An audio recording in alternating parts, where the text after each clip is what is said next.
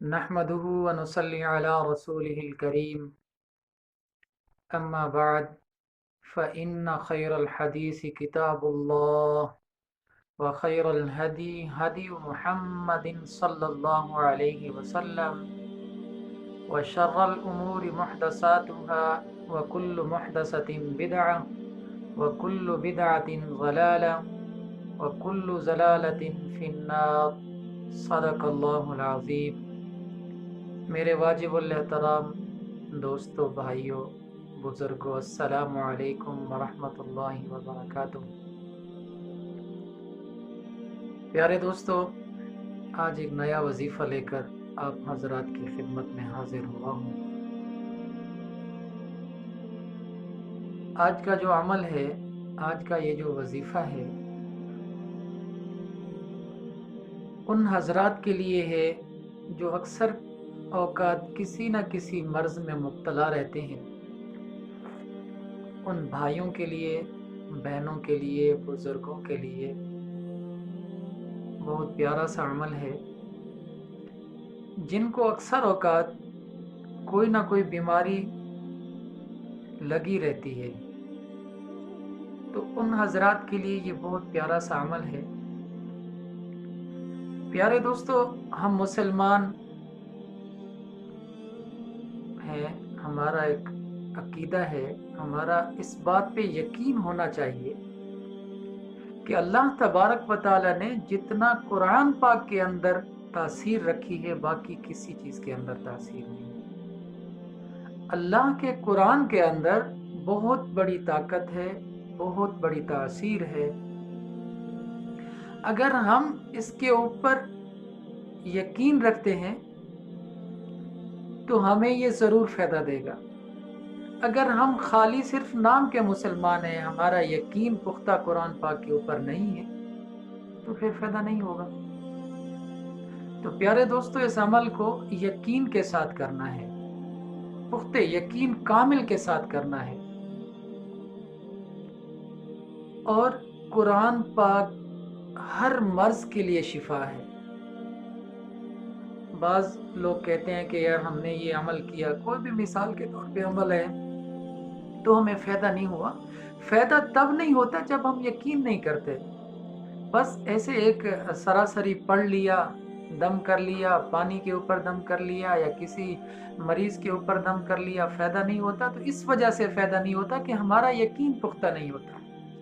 جب ہم قرآن پاک کے اوپر یقین پختہ کریں گے، یقین کامل کے ساتھ پڑھیں گے، تو انشاءاللہ ہمیں قرآن ضرور فائدہ عطا کرے گا۔ تو پیارے دوستو، بھائیو، ابھی چلتے ہیں وظیفے کی طرف۔ سب سے پہلے جو ہمیشہ گزارش کرتا ہوں، نماز کی پابندی کرنی ہے۔ جو بھی بندہ اس وظیفے کو کرے، کوئی بھائی کرے یا کوئی بہن کرے یا کوئی بزرگ کرے، تو نماز کی پابندی کرے۔ نماز ہر مسلمان کے اوپر لازم ہے، فرض ہے۔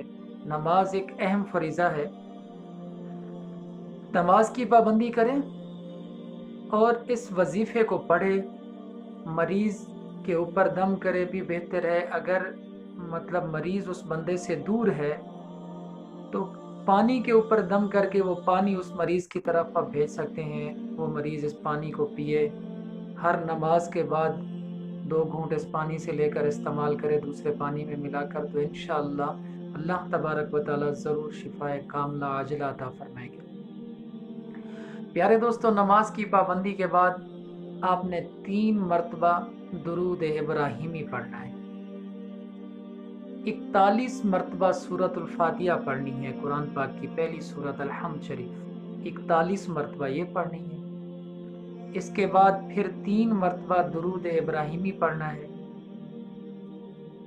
پھر پانی کے اوپر دم کر دینا ہے، پھر 3 مرتبہ درود ابراہیمی پڑھنا ہے، پھر 3 مرتبہ سورۃ الیاسین پڑھنی ہے، جو قرآن پاک کا دل بھی کہلاتی ہے۔ ہر چیز کا ایک دل ہوتا ہے۔ سورۃ یاسین بہت بابرکت والی سورت ہے، بہت کامل نسخہ ہے سورۃ یاسین کا۔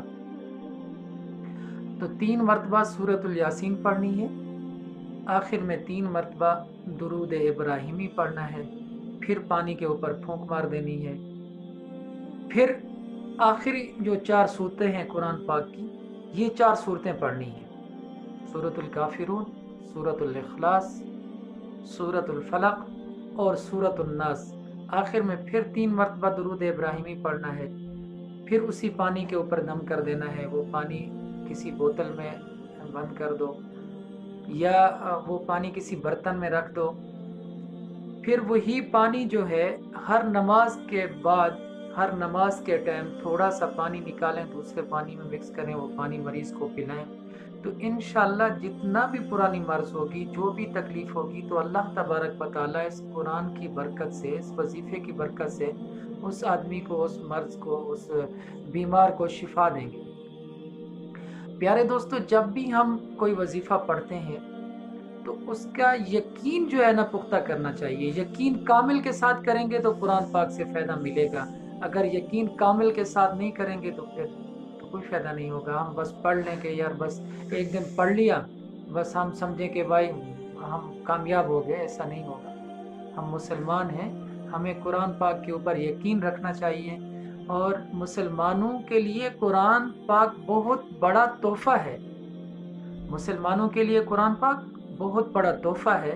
تو میرے پیارے دوستو بھائیو، آخر میں گزارش کروں گا کہ اللہ تبارک و تعالیٰ سے دعا کرتا ہوں کہ اللہ تعالیٰ مجھے اور آپ کو اور تمام مسلمانوں کو، جتنا بھی اس دنیا میں مسلمان ہیں، اللہ تعالیٰ ان تمام کو پنجگانہ نماز ادا کرنے کی توفیق عطا فرمائے۔ اللہ تبارک و تعالیٰ سے دعا ہے کہ جتنا مسلمان پریشان حال ہیں، اللہ تعالیٰ ان تمام کی پریشانیوں کو دور فرمائے۔ اللہ تبارک و تعالیٰ سے دعا ہے کہ اللہ تعالیٰ جتنا مسلمان اس دنیا سے رخصت ہو چکے ہیں، اللہ تعالیٰ ان تمام کی مغفرت فرمائے۔ اللہ تعالیٰ تمام بیماروں کو شفائے کاملہ عاجلہ عطا فرمائے۔ اپنی دعاؤں میں یاد رکھنا۔ والسلام۔